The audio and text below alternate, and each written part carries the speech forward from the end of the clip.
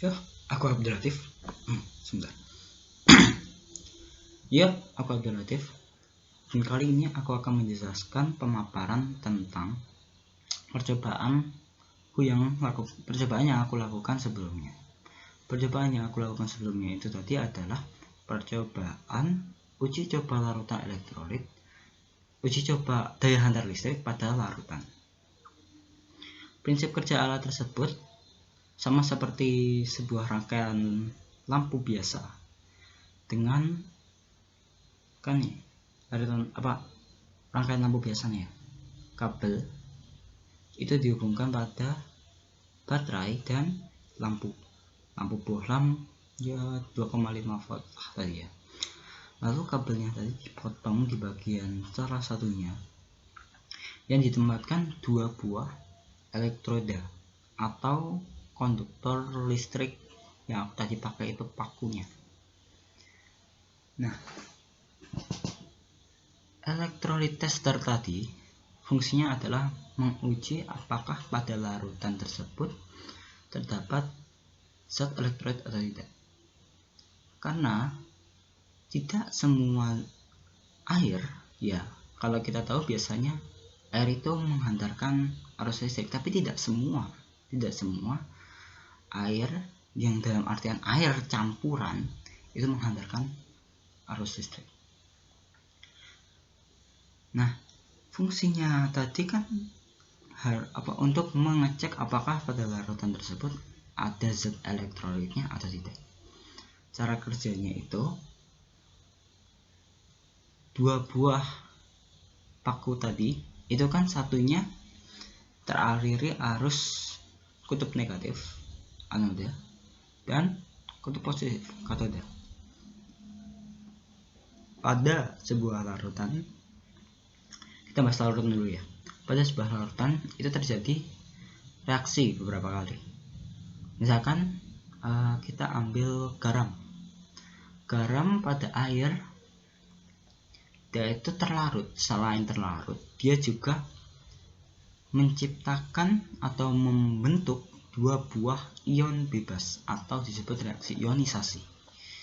NaCl, rumus garam itu adalah ketika terionisasi ke air, dia akan menjadi Na+ dan Cl-.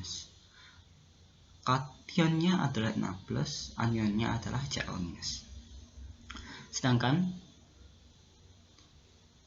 pada larutan minyak, tentu untuk zat yang bisa terlarut itu adalah zat yang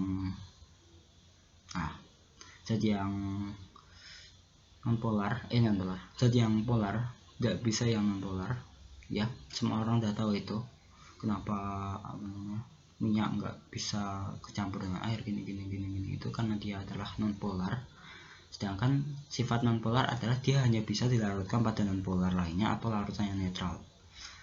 Sama halnya air sifatnya polar, jadinya dia hanya bisa melarutkan larutan yang polar atau kovalen polar. Jadi minyak itu tidak ada hubungannya, mungkin ada hubungannya tapi kecil banget. Kita bahas lagi tadi lah ya. Tadi sampai mana? Garam. Pada garam tadi kan terbentuk 2 buah ion bebas, yaitu ion positifnya adalah Na atau kationnya adalah Na, sedang Cl-nya adalah ion negatif minus. Pada reaksi ionisasi tadi ditambah dengan arus listrik. Nah, ketika 2 buah paku atau elektrodanya tadi dimasukkan ke dalam larutan garam, itu anoda atau dari kutub negatifnya itu akan menarik anion. Pada Wikipedia yang aku baca, referensi yang aku baca, itu anoda itu akan lebih cenderung bersifat positif dan menarik yang negatif, yaitu anionnya tadi. Sedang dia akan menolak kation. Positif gak bisa lah ya, akhirnya dia menolak. Nah, pada kondisi itu kan anion lebih ke anoda. Ini prinsip mudahnya, anion akan ke anoda, kation akan ke katoda, dan itu teralir arus listrik dan membuat sebuah larutan tersebut bisa menghantarkan arus listrik. Itulah mengapa pada air laut itu nggak boleh membunuh ikan dengan setruman ya, karena pada air laut itu terdiri dari salah satunya adalah kandungan NaCl ini, garam ini. Lalu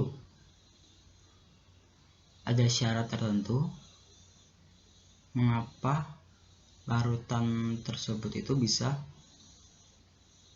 menjadi elektrolit. Syaratnya itu kurang lebih adalah larutan tersebut adalah asam, basa, dan garam. Kurang lebih tersebut. Itulah kenapa tadi waktu aku pakai gula, berapa kali pun aku coba dia nggak akan keluar gelembung. Makanya apa yang aku cari dari gula, dia itu memang ketika sama air itu dia terlarut. Tadi ya jumlah gula yang aku pakai itu segepok satu pegangan ini, tapi di dalamnya itu udah beberapa doang, udah nggak bisa ditarutin lagi itu tadi. Nah, gula itu memang terlarut, tetapi dia tidak bereaksi ionisasi apa-apa. Jadi C6H12O6 dia itu ketika terlarut pada air dia tidak akan menjadi atau tidak akan membuat ion bebas. Itulah mengapa gula tidak termasuk elektrolit. Selanjutnya, NaCl tadi kan sudah terpisah nih. NaCl ini tadi maaf, saya sepertinya membahas salah nih. Kan. Larutan-larutan seperti zat-zat seperti asam, basa, garam tadi adalah zat yang zat yang bisa membuat sebuah elektrolit. Maksudnya asam, basa, garam termasuk dari zat elektrolit yang bisa menghantarkan arus listrik dan membuat ion-ion bebas. Selain itu juga kovalen juga termasuk dari zat-zat ini tadi. Entah itu dia cuman senyawa atau senyawa kovalen. Lantas ada beberapa petanda apakah zat itu termasuk elektrolit atau bukan.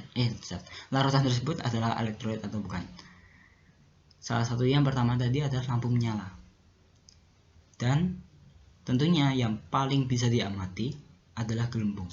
Jadi kalau misalkan kita melepas lampunya dan membiarkan baterai dengan kabel, dan tentunya harus ada elektrodanya atau konduktornya, pakai pakai paku, timah termasuk konduktor, pakai paku atau yang lainnya, itu kita bisa lihat dari gelembungnya.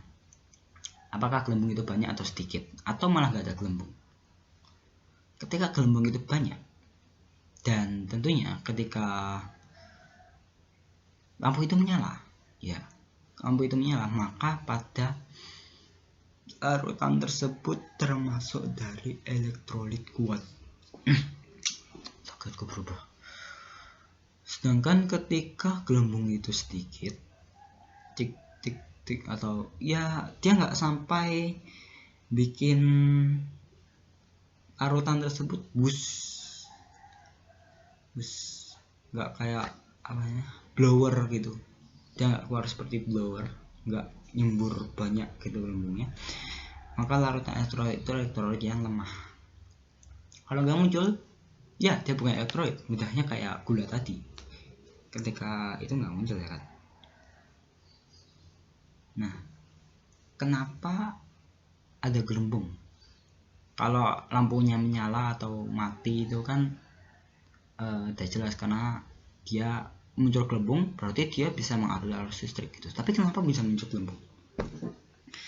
Ini pelajaran berikutnya di babku. aku belum sampai sana, tapi aku nyari di Google yaitu reaksi oksidasi. Akan aku katakan apa yang aku tahu ya. Reaksi oksidasi yang aku tahu cuman pengkaratan pada besi. Oke, stop, itu doang. Nah, cuman yang di Google oksidasi reduksi, atau di Google itu lebih disingkat jadi redox, pada anode, pada kutub negatif itu dengan anion. Nah, anion ini akan teroksidasi menjadi gelembung-gelembungnya itu. Ya tau lah, oksidasi itu menjadi oksigen ya kan. Gejala jadi oksigen atau gimana gitu ya. Nah, akhirnya muncul gelembung itu. Itu juga yang paku yang anion itu malah paku yang kutub negatif itu aku merhatiin selalu lebih cepat berkarat daripada yang positif, terlalu positif. Nah, sedang yang positif itu dia akan kationnya itu akan menjadi reduksi. Sorry, aku nggak tahu karena ini pelajaran bab berikutnya dan aku belum sempat atau belum mencapai bab tersebut. Apa lagi yang aku mau sampaikan? Yaudah, nanti kalau misalkan aku pengen nyampein sesuatu, aku tak sampaikan lagi lewat deskripsi aja. Baiklah, kurang lebihnya mohon maaf. Terima kasih sudah menonton dan sampai jumpa.